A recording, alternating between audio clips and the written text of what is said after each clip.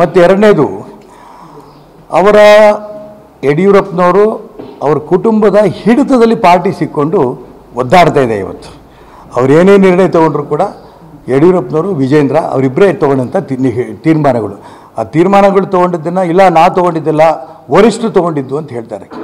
ವರಿಷ್ಠರು ತೊಗೊಂಡದಲ್ಲ ಇದು. ಕರ್ನಾಟಕ ರಾಜ್ಯದಲ್ಲಿ ಯಡಿಯೂರಪ್ಪನವರು ಹೇಳ್ದಂಗೆ ಕೇಂದ್ರದವರು ಕೇಳ್ತಾರೆ. ಇವ್ರ ಮೇಲೆ ನಂಬಿದ್ದಾರೆ. ಇವರೊಬ್ಬ ಲಿಂಗಾಯತ್ ನಾಯಕರು. ಹಾಗಾಗಿ ಅವ್ರ ಮುಖಾಂತರ ಕರ್ನಾಟಕ ರಾಜ್ಯದಲ್ಲಿ ಅತಿ ಹೆಚ್ಚು ಸೀಟ್ BJP ಬರುತ್ತೆ, ಈ ನಂಬಿಕೆಯನ್ನು ಇಟ್ಕೊಂಡಿದ್ದಾರೆ.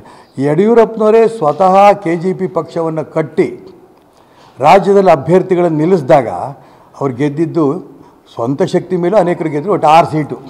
ಇದು ಯಡಿಯೂರಪ್ಪನವ್ರ ಶಕ್ತಿ. ನಮ್ಮ ಕೇಂದ್ರದ ನಾಯಕರು ಅಂದ್ಕೊಂಡ್ಬಿಟ್ಟಿದ್ದಾರೆ ಅವರು ದೊಡ್ಡ ನಾಯಕರು, ಈ ಲಿಂಗಾಯತರೆಲ್ಲರೂ ಪೂರ ಅವ್ರ ಹಿಡಿತದಲ್ಲಿದ್ದಾರೆ. ಈ ಭ್ರಮೆಯಲ್ಲಿ ಕೇಂದ್ರದವ್ರು ಇದ್ದಾರೆ. ಇರಲಿ, 6 ತಿಂಗಳು ಕರ್ನಾಟಕ ರಾಜ್ಯದಲ್ಲಿ ರಾಜ್ಯದ ಅಧ್ಯಕ್ಷ ಸ್ಥಾನ ಖಾಲಿ ಇತ್ತು.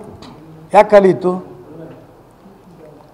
ಅಪೂರ್ವ ರಮೇಶ್ ಸ್ಟ್ರೀಟ್ ಫುಡ್ ಬಿಸ್ನೆಸ್ ನಿಂದ ದಿನಕ್ಕೆ 11,000 ರೂಪಾಯಿ ಗಳಿಸ್ತಿದ್ದಾರೆ. ನೀವು ಕೂಡ ಅವರಿಂದ ಕಲಿಬೇಕಾ? ಅವ್ರ ಜೊತೆ ವಿಡಿಯೋ ಕಾಲ್ ನಲ್ಲಿ ಮಾತಾಡಬೇಕಾ? ಈಗಲೇ ಫ್ರೀಡಮ್ ಆಪ್ ಡೌನ್ಲೋಡ್ ಮಾಡಿ. ಯಡಿಯೂರಪ್ಪನವ್ರು ಹಠ ಹಿಡಿದು ತನ್ನ ಮಗನಿಗೆ ಮಾಡಬೇಕು ಅನ್ನೋಂಥ ಹಠದಿಂದ, ನಾನು ಹೇಳ್ದಲ್ಲ, ಅವ್ರ ಹಿಡಿತದಲ್ಲಿ ಪಾರ್ಟಿ ಇಟ್ಕೋಬೇಕು ಅಂತ ಹಠ ಮಾಡಿ ಕೇಂದ್ರದ ನಾಯಕರು ಹೋಲಿಸಿ ಯಡಿಯೂರಪ್ಪನ ಮನಸ್ಸು ಮಾಡಿಕೊಟ್ರು ವಿಜೇಂದ್ರನ್ನು. ಲಿಂಗಾಯತರೇ ಬೇಕು ಅನ್ನಂಗಿದ್ದಿದ್ರೆ ಬಸವನಗೌಡ ಪಾಟೀಲ್ ಯತ್ನಾಳ್ ಯಾಕೆ ರಾಜ್ಯದ ಅಧ್ಯಕ್ಷರು ಮಾಡಲಿಲ್ಲ? ಇಡೀ ಕರ್ನಾಟಕ ರಾಜ್ಯದಲ್ಲಿ ಅತಿ ಹೆಚ್ಚು ಪಂಚಮಸಾಲಿ ಸಮಾಜದ ಓಟಿದೆ. ಲಿಂಗಾಯತ ನಾಯಕರು, ಹಿಂದುತ್ವದ ನಾಯಕರು ಅನ್ನೋಂಥ ಒಂದು ಹೆಸರು ಪಡ್ಕೊಂಡಿರೋರು ಮಾನ್ಯ ಬಸವನಗೌಡ ಪಾಟೀಲ್ ಯತ್ನಾಳ್ ಅವರು. ಅವ್ರಿಗೆ ಯಾಕೆ ರಾಜ್ಯದ ಅಧ್ಯಕ್ಷರು ಮಾಡಲಿಲ್ಲ? ಅವ್ರ ರಾಜ್ಯದ ಅಧ್ಯಕ್ಷರು ಆಗಬೇಕು ಅಂತ ಯಡಿಯೂರಪ್ಪನವ್ರು ಯಾಕೆ ಹಠ ಹಿಡಿಲಿಲ್ಲ?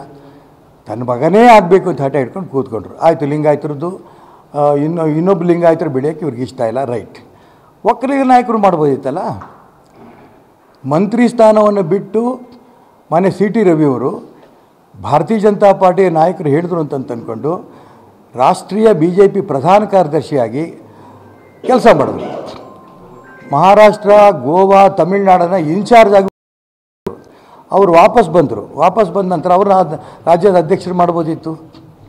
ಅವ್ರು ಮಾಡಲಿಲ್ಲ. ಒಕ್ಕಲಿಗರನ್ನ ಹೋಗಲಿ, ಇಲ್ಲಿ ಶೋಭಾ ಕರಂದ್ಲಾಜೆ ಬೇಡ ಅಂತ ಇಡೀ ರಾಜ್ಯದ ಕಾರ್ಯಕರ್ತರು, ಒಂದು ಕ್ಷೇತ್ರದ ಕಾರ್ಯಕರ್ತರು ಗೋಬ್ಯಾಕ್ ಅಂತ ಶೋಭಾ ಕರಂದ್ಲಾಜೆ ಅವ್ರು ಕೂಗಿದಾಗ ಅವಾಗ ಯಾಕೆ CT ರವಿ ನೆನಪಾಗಲಿಲ್ಲ ಮಾನ್ಯ ಯಡಿಯೂರಪ್ಪನವ್ರಿಗೆ?